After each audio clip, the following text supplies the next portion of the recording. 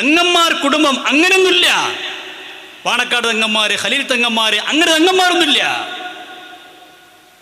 ഇതൊക്കെ പറയുമ്പോൾ തിരുത്തി കൊടുക്കണ്ടേ നമ്മൾ? എന്നിട്ട് ഇപ്പം അങ്ങനെ കയറിക്കൂടാൻ വേണ്ടിയിട്ട് നമ്മുടെ ചെറിയ പ്രശ്നങ്ങളിൽ വരുത്തി തീർത്തിട്ട് അതിൻ്റെ ഇടയിൽ ഞങ്ങൾ പാണക്കാട് തങ്ങന്മാർ ആളാണെന്നൊക്കെ പറഞ്ഞ് രംഗത്ത് വരാൻ കുറച്ച് സലഫികൾ. എന്താ അവർ പ്രസംഗിച്ചിട്ടുള്ളത്? പാണക്കാട് തങ്ങന്മാർ തങ്ങന്മാരല്ല പറഞ്ഞിട്ടില്ല. ഇവർ കേൾക്കും, നിങ്ങൾ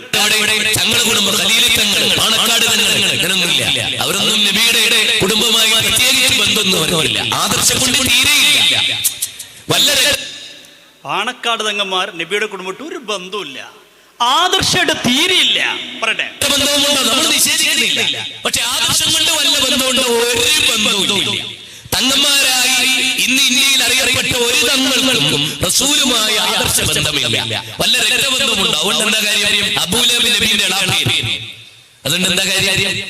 അബൂലഹബ് പ്രവാചകന്റെ എളാപ്പയായിരുന്നു. പക്ഷെ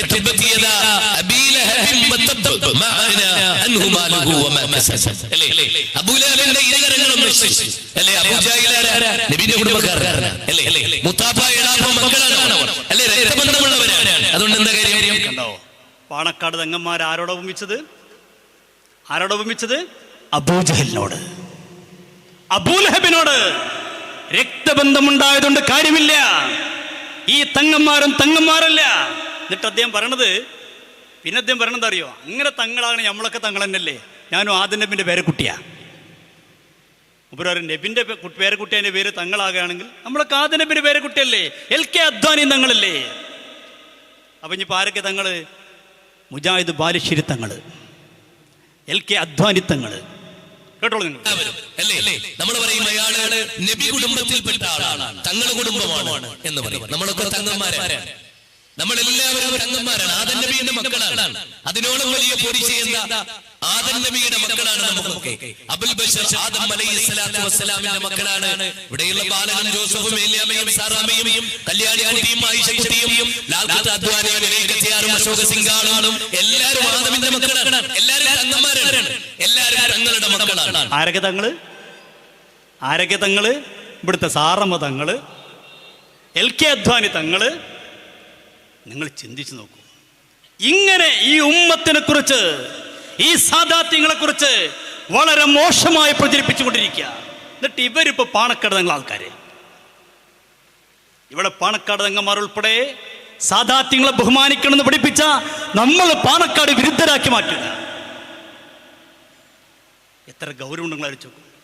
എന്നിട്ടിത് കേരളത്തിൽ പ്രസംഗിച്ചിട്ട് ഇവരുടെ പക തീരാത്തത് കൊണ്ട് മഹാനായ പാണക്കാട് സയ്യിദ് മുഹമ്മദ് അലി ശിഹാബ് തങ്ങൾ ജീവിച്ചിരിക്കുന്ന കാലത്ത് പാണക്കാട് തങ്ങളെ വീട്ടിൽ പോയി വീഡിയോ എടുത്തു. ആ വീഡിയോ ഗൾഫ് രാജ്യങ്ങളിൽ പ്രചരിപ്പിച്ചു. എങ്ങനെ? അറബിയിൽ. എന്തിനാ? കേരളക്കാരായ ആളുകൾക്കറിയാനല്ല, ഗൾഫിലെ അറബികൾക്കിടയിൽ പാണക്കാട് കുടുംബത്തിനൊരു ബഹുമാനമുണ്ട്, ഒരു ആദരവുണ്ട്.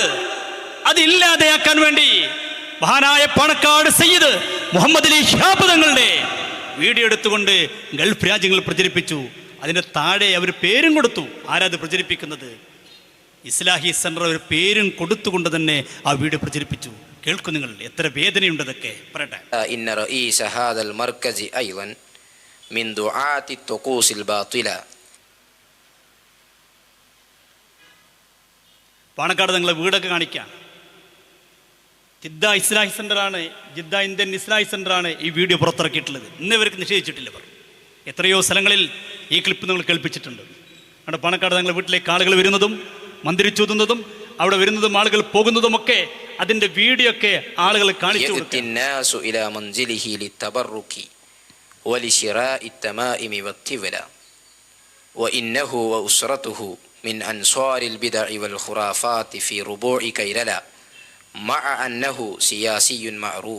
എന്താ പറഞ്ഞത്? പാണക്കാട് തങ്ങള്, മുഹമ്മദ് ശിഹാബ് തങ്ങൾ മാത്രമല്ല, തങ്ങളും തങ്ങളുടെ കുടുംബമൊക്കെ ഖുറാഫാത്തിന്റെ ആളുകളാണ്, ബിദ്അത്തിന്റെ ആളുകളാണ്.